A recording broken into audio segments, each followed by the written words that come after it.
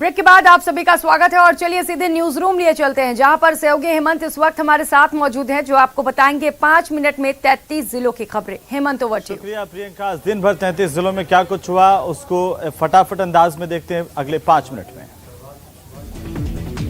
खनन विभाग ने 16 नई खनन लीज जारी करने का फैसला किया है। इससे बाजार में मौजूदा हालात में बजरी के उपलब्ध बजरी के मुकाबले दोगुनी बजरी मिल सकेगी।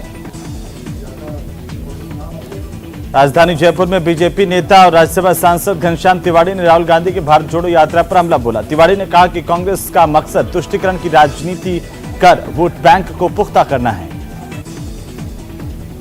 उधर कोटा में बीजेपी ने राज्य सरकार के खिलाफ हमला बोलते हुए आक्रोश रैली निकाली। रैली संभागीय आयुक्त कार्यालय के बाहर पहुंची, जहां पर बीजेपी नेता लोकेंद्र सिंह राजावत के नेतृत्व में कार्यकर्ताओं की ओर से जोरदार प्रदर्शन किया गया। कोटा शहर में राजेश्वर अर्जुन भगवान की जयंती को हर्षोल्लास के साथ मनाया गया। कलाल समाज की ओर से कुलदेवता अर्जुन भगवान की जयंती के मौके पर एक शोभा यात्रा भी निकाली गई।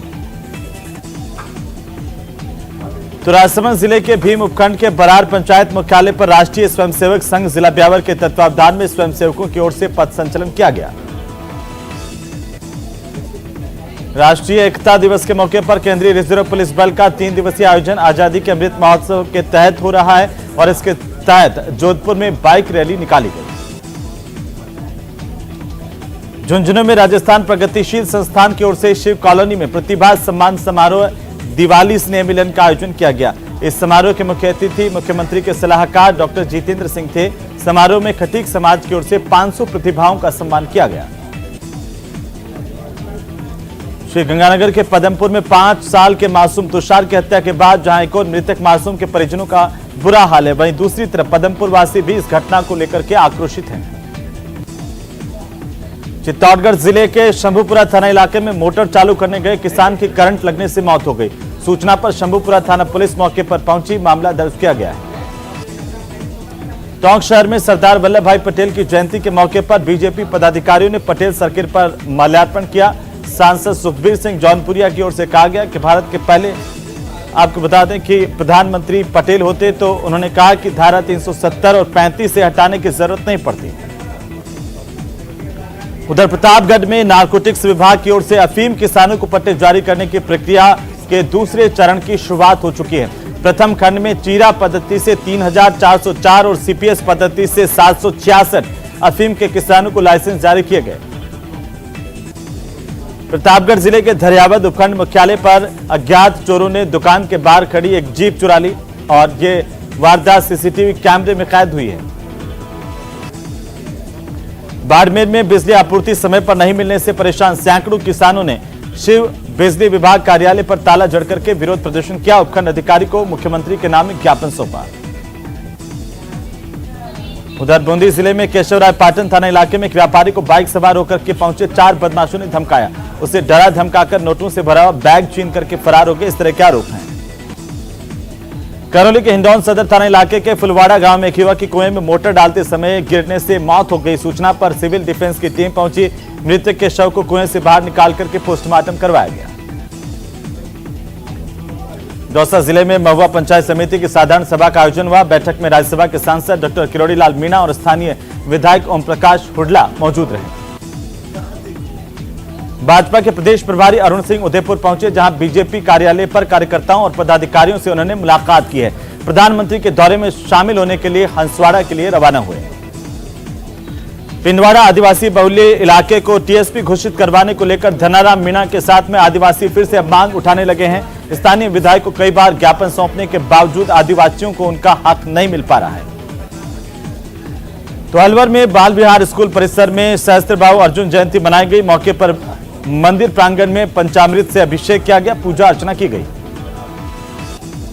सीकर में अखिल भारतीय किसान सभा की ओर से विभिन्न मांगों को लेकर धरना तीसरे दिन भी जारी रहा। संगठन की मांग है कि बाजरे और मूंगफली की सरकारी खरीद को जल्द से जल्द शुरू किया जाए। फलों का एमएसपी भी किसानों को मिले।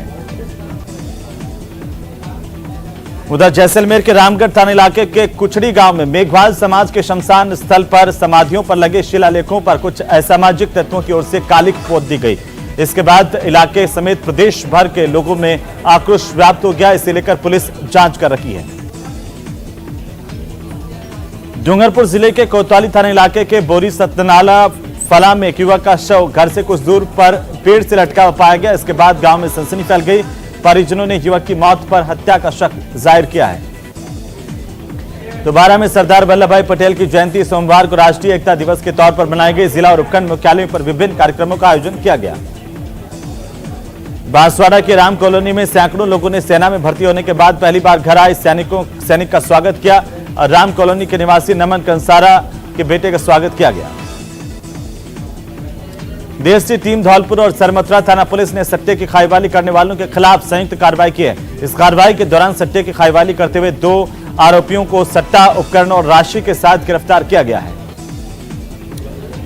उधर पाली में बिहारी समाज ने परंपरागत तौर पर बिहारी गीतों के स्वर लहरियों के बीच सूर्योदय पर लाखोटिया तालाब के बिहारी घाट पर सूर्य की उपासना की और उगते हुए सूर्य को अर्घ्य दिया।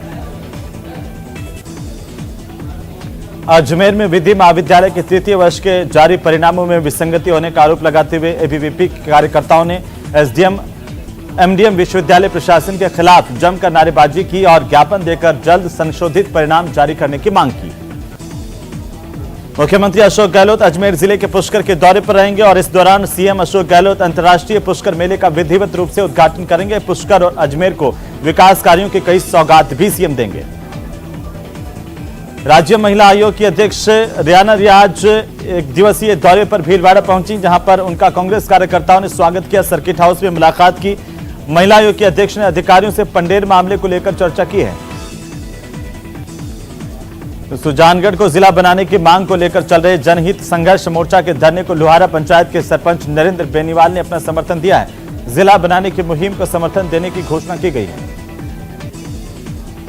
उधर भाबरू थाना इलाके के होटल हाईवे किंग के पास एक टैंकर ने आगे चल रही कार को पीछे से टक्कर मारी। हादसे में 2 लोग गंभीर रूप से घायल हुए हैं। जालोर में किसानों और अधिकारियों के बीच दूसरे दौर की बातचीत विफल हो गई है और इसके बाद किसानों का आक्रोश अब बढ़ता जा रहा है। किसानों ने उग्र आंदोलन करने और कलेक्ट्रेट को घेरने की चेतावनी दी है। भरतपुर में खेत जोतने को लेकर एक ही परिवार के लोगों में आपस में विवाद हुआ। झगड़े के दौरान जमकर लाठी डंडे चले। 6 लोग एक पक्ष के घायल हुए हैं।